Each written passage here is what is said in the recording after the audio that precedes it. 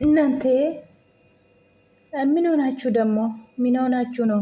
ኧረ እባካችሁ ተው ተው ተው ተው ተው።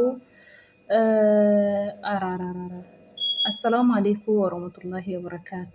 እንዴት ናችሁ? ሰላም ናችሁ? አሸማ ሀርከፉኒ ሀይሚቼ ምን ሆነሽ ደግሞ? ምን ሆነሽ የኔ እናት ምን ሆነሽ ደግሞ? አራራራ አንዳንድ ጊዜ እንደዚህ ነው። አሁን የከተማ ልጆች ወደ ገጠር ሲሄዱ ወደ የሆነ ነገር ሲወዱ አይችሉም። አሁን ሀይሜ ሀረር በጣም ሞቀት ናት። እንትኑ እንደ ጨው ነው ያሉ ነው። ውሃ ራሱ ሞቀት ስለሆነ ወይ ብለን ሞቀት ወይም እንደዚህ ይሆናል። ሰውነቱ አሁን እንዳያችሁ ነው። አንገቱ ላይ እንደ እንትኑ ነገር ደግሞ እንደ ቀይ ነገር እንደ ሽፍ ነገር ነው የወጣ።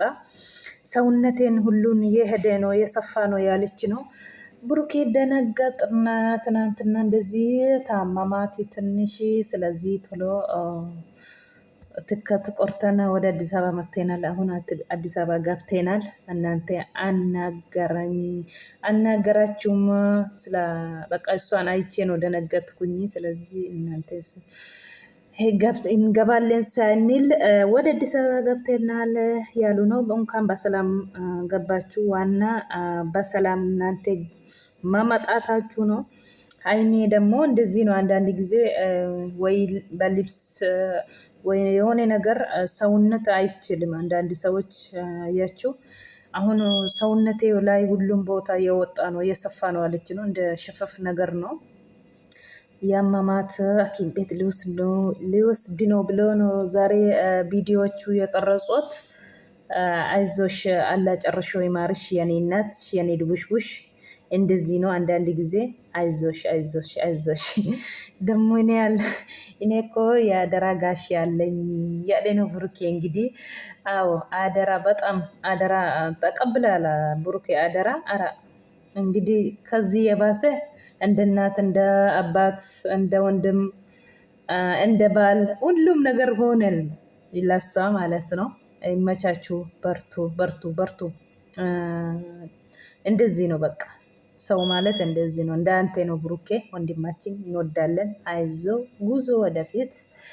አይዞ ሀይሚዬ አላህ ጨርሾ ይማርሽ። እነ ቢኒ ደግሞ ምንድነው ዛሬ ደግሞ ሄሎ ምንድነው? 3 ቀን እኮ ፈረክ ያረግች ነው እንዴ? 3 ቀን በ3 ቀን አላሁ አክበር። ፍቅረኛ አይደለም እኔ በል ያለች ነው። ኧረ ይመቻችሁ። ቢኒ አይዛችሁ። እንግዲህ ፍቅር ያላችሁ ነው በዚህ ሰሞን። አላህ ፍቅራችሁ ይጨምራችሁ። አይዛችሁ። እንወዳለን። ጉዞ ወደፊት እናንተም ኢንሻአላህ አዞ ኩማ አርጊተኔ ጋ ሃይሜን ኦአታውን አቡ ማናቲ ሸፈፍ ጀናን ናኔ ካሌሳ ገሌ ጅራ ቡሩኬን ትኬቲ ኩኔ ወሱማ ዱኩምናን ጉዞ ወደ ፊንፊኔ ጀኔ ጅራ ጀቻ ጅራ ጊዜ ቶኮ ኡፈተ ራስታ ወይንሞ ጪስቸራ ወይንሞ አከስ ኦኢነታ ነምኒ ቶኮ ነምኒ ከተማቲ በሬ እዴ ቶኮ isan tasmaama'uu jechuudha. Kanaafan irratti akka dorbobbaa ani muluun shuf jedhe haimee irratti jechuudha. Kanaaf naanee gallee jechaa jiru. Akkuma argitan morma irratti illee jarbaa irratti illee hunda irratti deemaa jira jette himtee rabbi isaa fayyisu. ጊዜ tokko egaa itti wallaaluun jira. Wayin iddee ciisaatti waa sirra deemte ta'u mala inni isaa marfee deemnaan inshaallah akkasii amma kanaaf galleerraa mana kimi deemuu fedha jedhee jira burukeeni. Nagaan dhaqaa baga nagaanis galtanii waannaani nagaan galuu keessaniidha. Baga rabbi nagaan siin gashee haimiyyee rabbi siyaa fayyisu siinillee azoo ishii fayyitaa. Akkasuma ጊዜ tokko kan ofiiti shaffi jedha. Kun yoo mana kimi deemani qoricha nama laannaan hin baddi. Biiniin immoo heeluu immoo biiniitiin guyyaa 3 parankii ajaa'ibaa irratti hojjettee jirti jechuudha. Biiniyyee ayizooke aarii jira jechaa jira. ani fikiranyaa miti waa tokko walirraa hin qabnu jedhiitii himi nama na jaallatu jira jettee guyyaa sadii akkasitti jaanjessite mucaa jechuudha. Har'a immoo obboleessa ishee ta'uu suuraa itti agarsiistee jirti. Biiniin baay'ee tokko aareera. Dhiifatama akkasitti giddiitiin itti rarraatee hungachaa jirti. Nama raachuu fi intinii miti nama raachuudha yoo ta'e malee jedhee jira biiniin. Dhuguma maraadheeranii jedhee bitti jedhee maraadheeraa jedhee jira.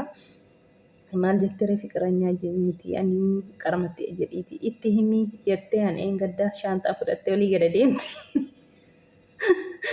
Shaanxaa fudhattee olii gad adeemti.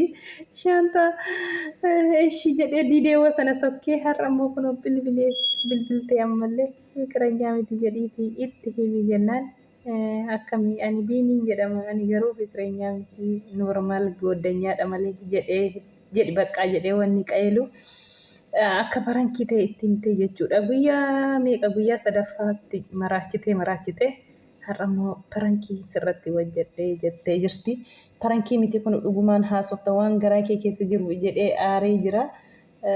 Isheen immoo itti agarsiistee jirti. Haniin wajjiniin haasa'us jettee obboleessa akka ta'e itti himtee jechuudha. Itti agarsiiste.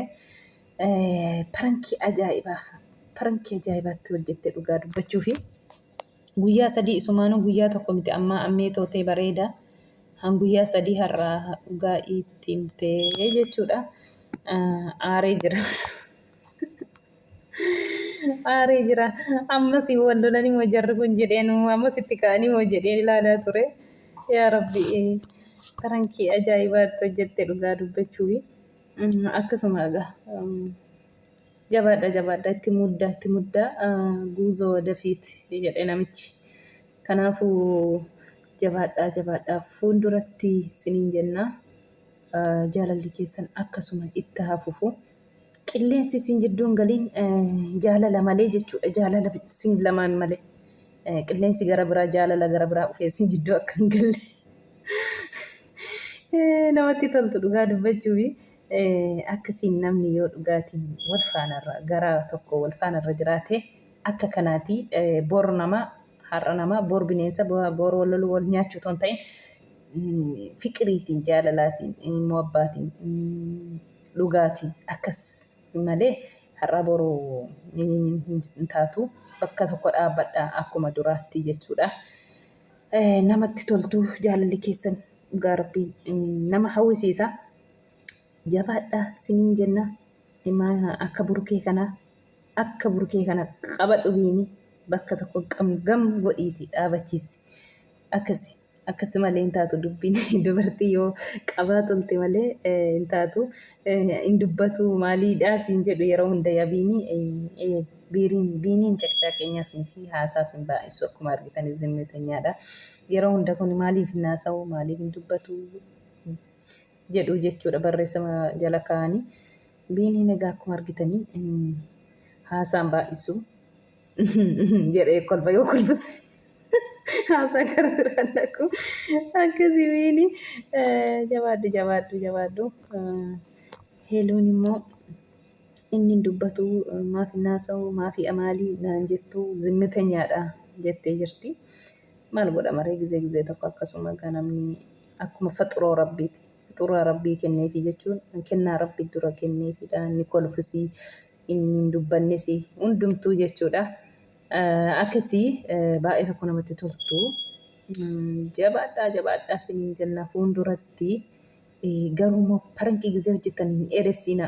Kana keessa namni waan aarii keessa waan godhu hin beekani. Barankii gizee hojjettanii guyyaa lama guyyaa sadii hin ga'ina wasuma sana otoo himtani bareedduudha. Wal cinquurra congaarra walii waaxina dhugaa Rabbi. Amma maaliif sukkaara kiiloo wal gashitu amman jedheen fayyaayyuu sukkaarri kiiloo nama galaa jira. Amma aariitiin maa sukkaara kiiloo wal gashitu mee amma barankii guyyaa sadii ajaa'iba nama dhibdu gizee tokko. Sukkaara kiiloo waliin gashiina dhugaa Rabbii. Barankii wasuma sana bareeddi malee bulee oolee guyyaa meeqa taanaan walillee nama lolchiisa bara. Dhugaa Rabbii amma biiniin amanuu jechaa jira boodarra hongattee dhugumadha. jettee footootti agarsiiste jennaan malee amanne. Kana fakkaata warri na dhaggeeffattanii galatoomaa na dhaggeeffattaniif siniin jedha viidiyoon koo.